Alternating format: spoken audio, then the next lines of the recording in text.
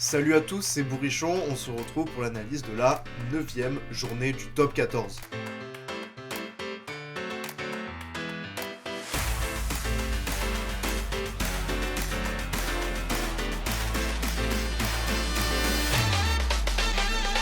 Alors on commence comme d'hab par les matchs qui m'ont intéressé et on va commencer par le match Oyonnax Bordeaux-Bègles. Alors ce match, ça s'est joué dans les derniers instants grâce à cet essai un petit peu casquette de Louis Bielbarré, mais je trouve que le résultat est assez logique. En effet, Bordeaux a dominé ce match du début jusqu'à la fin, et Oyonnax à l'inverse n'a mené pendant la rencontre que au tout début et vers la 70e minute de jeu quand il marque ce dernier essai. Mais sinon pour le reste c'est vraiment Bordeaux qui a dominé. Après, on a quand même vu un Oyonnax appliquer un plan de jeu, mais malheureusement, il y a eu trop de petites erreurs pour pouvoir espérer gagner. Je pense notamment à ces deux renvois qui sont soit moins de 10 mètres, soit directement en touche de Domingo Miotti. Il y a aussi Justin Bourreau qui est fautif sur l'essai de Bielbarré et sur le premier essai de Damien Penaud. Donc tout ça cumulé, ça fait que Oyonnax n'aurait pas pu prétendre à une victoire. Et pourtant, l'UBB n'a pas non plus été serein tout au long de la rencontre. Ça s'est vu notamment avec les deux cartons jaunes encaissés en début de seconde période par Tatafu et Tamaifuna. C'est vraiment des fautes bêtes qui étaient largement évitables. Mais au final, ces cartons jaunes n'ont compté que très peu de points. Et c'est aussi un des aspects qui fait qu'Oyonnax n'a pas pu gagner ce match, car ils n'ont pas été assez tueurs pendant ces 20 minutes d'infériorité numérique. Après, il faut quand même souligner que l'UBB a quand même une petite chance, parce que l'essai de Penaud, alors certes, il y croit à fond sur le jeu au pied et au rebond, et il est bien placé, mais bon, c'est un bon rebond quand même, un rebond favorable, et l'essai de Bielbarré, n'en parlons pas, sans cette bourde de Justin Bourreau, il n'y aurait jamais eu essai. Mais en tout cas, l'UBB repart de Oyonnax avec sa première victoire à l'extérieur de la saison, et je pense qu'une dynamique peut se lancer. Enfin bref, maintenant passons au match Toulon-Pau. Alors là, y a eu, j'ai l'impression, qu'une seule équipe sur le terrain. Toulon a dominé du début jusqu'à la fin, avec des hommes qui ont fait des gros matchs. Je pense à Abadi, je pense à Hervé dans une moindre mesure, et aussi à Cornel Duprez. Et malgré tout, la deuxième mi-temps, ça a été un enchaînement d'erreurs techniques et individuelles, que ce soit d'un côté ou de l'autre. Et au final, cet enchaînement a profité à Toulon, qui a pu même aller prendre le bonus offensif à la fin. Et moi, ce qui m'intrigue, c'est qu'on voit très bien que Pau a une dynamique différente de ce qui est à domicile et quand ils sont à l'extérieur. Ce n'est pas la seule équipe dans ce cas-là, mais je pense aussi à Bayonne qui est aussi dans ce cas-là.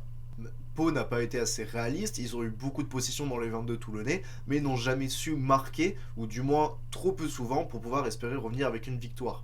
Au final, ils ont marqué juste en ayant des réactions d'orgueil sans vraiment imposer leur rythme sur le match. Et ça peut s'expliquer par l'absence pendant la première mi-temps de Joe Simmons. En effet, c'est vraiment la pierre angulaire du groupe palois et le fait qu'il soit absent, ça change beaucoup de choses. Et du côté de Toulon, c'est une nouvelle victoire, on enchaîne beaucoup en ce moment et c'est une équipe qui est très intéressante. Le plan de jeu est étudié et rodé. On a Enzo Hervé qui fait plus que remplacer Dan Bigard et qui est vraiment en pleine confiance. Et cette équipe, je pense qu'elle peut aller très loin. En tout cas, Toulon, moi j'attends de voir, j'attends une confirmation. Et si sur les 3-4 prochaines journées, il gagne encore, là je pourrais dire que ce serait un vrai favori au Brennus. Enfin bref, quittons le club de Toulon pour un autre club au rouge et noir. C'est le club de Toulouse qui se déplaçait au Stade Français Paris. Alors là, c'était une défense impressionnante des Parisiens. Toulouse n'a jamais pu jouer, ou du moins trop peu pour pouvoir espérer gagner. Le Stade Français, c'est vraiment le point fort, la défense, que ça fait plusieurs saisons maintenant, et cette année, il le montre encore. On a un Jeremy Ward qui est vraiment le régulateur de la ligne défensive, mais malgré tout, après, le Stade Français, il propose un jeu qui est pas si développé que ça. C'est un jeu simple, mais très efficace. C'est un gros pack avec un Joris second qui a un énorme pied, et de temps en temps, quand les ouvertures se créent, là, il joue à la main. Mais c'est assez rare. Mais après, je peux pas les blâmer parce que ça gagne. Et du côté de Toulouse, ça fait plusieurs semaines que je vous le dis, Toulouse n'est pas à son niveau du tout. Et là, encore une fois, le jeu proposé était assez pauvre, la paire de centres n'a pas été du tout au rendez-vous, Aki et Chocobares. Et d'ailleurs, Pita Aki, depuis son retour de Coupe du Monde, il est un petit peu en méforme. Toulouse reste 6ème actuellement, mais ils peuvent quand même regarder vers le bas parce que la dynamique n'est pas très positive.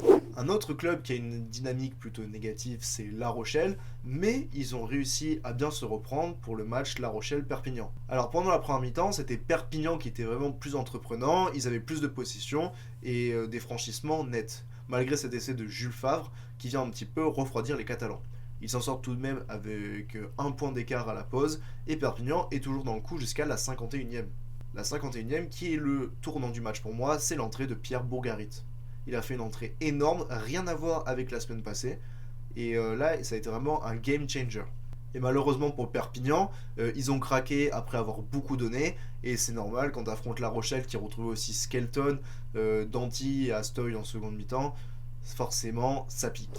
Et ce qui pique aussi, c'est les 8 défaites d'affilée de Montpellier. Lors du match face à Bayonne-Montpellier, ça a été une nouvelle fois une claque prise par le MHR. Mais faut pas non plus dire que le MHR n'a jamais été dans le match, c'est faux. Ils l'ont été jusqu'à l'erreur magistrale de Cobus Reinhardt qui, en voulant sauver une touche, donne le ballon à Thomas Seit, qui accélère, pose un cul sur Boutier, donne à Martok et marque un essai. Cet essai, c'est un peu le tournant du match aussi parce que jusque-là, Montpellier était dans le coup, il y avait 13-5 à ce moment-là. Et cet essai permet de prendre le large pour l'Aviron. Ils vont marquer un autre essai derrière et le MHR sera totalement distancé et n'arrivera pas à revenir dans ce match. Au final, il marque 2 essais en fin de rencontre, mais c'est plus des réactions d'orgueil qu'autre chose. Il n'y a pas eu grand chose à Montpellier samedi soir. Il y a juste un joueur qui est un petit peu surnagé, c'est Anthony Boutier, et j'ai l'impression qu'il est un peu le seul dans cette équipe à vraiment surnager, avec de temps en temps Alex Béconnier ou les Ninouchi. Et Bayonne, comme d'habitude, très solide à domicile. Maintenant, comme pour Pau, il va falloir des victoires à l'extérieur pour prétendre une place dans le top 6. Car pour le moment, même si mathématiquement ils sont pas très loin, on va dire que la dynamique des Bayonnais à l'extérieur est très mauvaise, et sans ça, on sait qu'une équipe ne peut pas se qualifier dans le top 6. Maintenant, je vais parler du dernier match du multiplex, Castres-Lyon. Alors Castres, il faut notifier que c'est un jeu très entreprenant, très bien huilé, et de plus en plus tourné vers l'offensif. On avait beaucoup décrié Castres les saisons précédentes pour un jeu qui était un peu chiant à regarder, très chacailleur, très pénible, mais maintenant ce n'est plus du tout le même Castres. C'est vraiment un jeu où les trois quarts se régalent, on a notamment Nathanaël Huleux qui fait des sacrés matchs, une paire de centres aussi très solide qui allie robustesse et vélocité entre Andrea Kokadji et Vilimoni Botitou. Mais du côté de Lyon, à l'inverse, c'est un peu compliqué. Parce que là, il y avait un plan de jeu à Castres. Et jusqu'à la mi-temps, c'était à peu près correct ce qu'ils proposaient. Mais après, ils ont juste été moins forts. C'est même pas une question d'envie ou de craquage, c'est juste qu'ils ont été moins forts. Et Castres a mieux profité des brèches qu'ils ont trouvées et aussi mieux joué individuellement. Je pense notamment à Santi Arata qui, avec ce départ et ses percussions, a su marquer un essai qui fait beaucoup de bien au moral de Castres. Au final, Lyon est 12e actuellement et semble assez loin de la 6e place, que ce soit mathématiquement ou avec leur dynamique. Enfin, maintenant, parlons du dernier match de samedi, c'est Clermont-Racing. Alors moi, ce match, il m'a vraiment énervé. C'était un match hyper tendu, notamment à cause d'un seul homme, Folao Feinga. Bon, sinon, pour parler un peu de sportif, Clermont a un début de match plutôt chanceux. Je pense notamment à l'essai Delgui, où ça part d'un cafouillage, et Urdapilleta, grâce à des dribblings que lui seul a le secret, a réussi à faire une passe au pied pour Delgui, qui n'a plus qu'à prolonger et aplatir dans le but. Alors c'est une chance certes, mais c'est une chance qui est provoquée par la SM car ils avaient plus la main sur le ballon et c'est eux qui étaient plus entreprenants. Et à l'inverse, le Racing qui avait fait beaucoup tourner, s'est retrouvé un peu sans solution. Alors en deuxième mi-temps, il y a eu une réaction et au final le match aurait pu être gagné par le Racing, mais globalement c'est Clermont qui avait la main mise et qui a su prendre le jeu à son compte. Le Racing termine mieux, notamment grâce à l'entrée de Le Garec, qui est véritablement le patron de cette équipe parisienne. Maintenant, passons au top et au flop. Alors le premier top, c'est Nathanaël Huleux. L'ailier de Castres, comme depuis le début de la saison, fait des matchs énormes. Là, encore une fois, il a été très dynamique dans son jeu, il a cassé plusieurs plaquages, il marque un essai, il fait une petite passe au pied aussi pour Julien Dumora sur cet essai, et ça se voit qu'il est vraiment en confiance à Castres, et ça me fait beaucoup plaisir parce que c'est un joueur que j'affectionne beaucoup. Le deuxième joueur, c'est Léo Barré, on en a beaucoup parlé dans la presse, mais c'est vrai qu'il fait un match très solide face à Toulouse. Évidemment, il a son doublé, mais surtout, en défense, il a été vraiment intraitable. Et dans le jeu, il a été plutôt disponible. C'est un joueur qui est vraiment très intéressant. Enfin, le dernier joueur que j'aimerais mettre en avant, c'est Sébastien Bézi, qui depuis quelque temps retrouve un petit peu des couleurs à Clermont, alors qu'il avait plutôt perdu la confiance du staff. Là, il a été très bon, certes toujours râleur, mais dans le jeu, il a vraiment dynamisé et il a bien géré sa conduite. Pour ce qui est des flops, maintenant, j'aimerais parler du jeune Desperes à Pau. Alors, c'est pas de sa faute, il a pas beaucoup d'expérience, mais là, il fallait avouer que c'était un petit peu catastrophique. L'entrée de Simmons a un petit peu changé les choses à Pau, même si bon, il n'y avait pas grand chose à retenir pour samedi. Desperes a manqué notamment une touche en l'envoyant directement ballon mort. Il a fait plusieurs passes assez molles. Il n'a pas toujours été compris par ses partenaires et ça se voyait qu'il manquait d'automatisme. En flop, j'aimerais aussi parler de Romain Tofienois qui n'est pas vraiment au niveau auquel on l'a connu. Alors oui, il y a cette action où il se fait prendre un cul par Arata, mais même en général, il n'a pas été transcendant et il est même, j'ai l'impression, un peu perdu dans cette équipe de Lyon. Et ça se voit notamment quand il tente ce petit coup de pied rasant, alors que c'est pas à lui de le faire et il sait pas trop quoi faire. Et enfin, le dernier flop, c'est Folao Fainga, car comme je l'ai dit, il a été très chiant, notamment avec l'arbitre et les joueurs en face. Et pour un talonneur international, c'est pas une attitude qu'il doit avoir.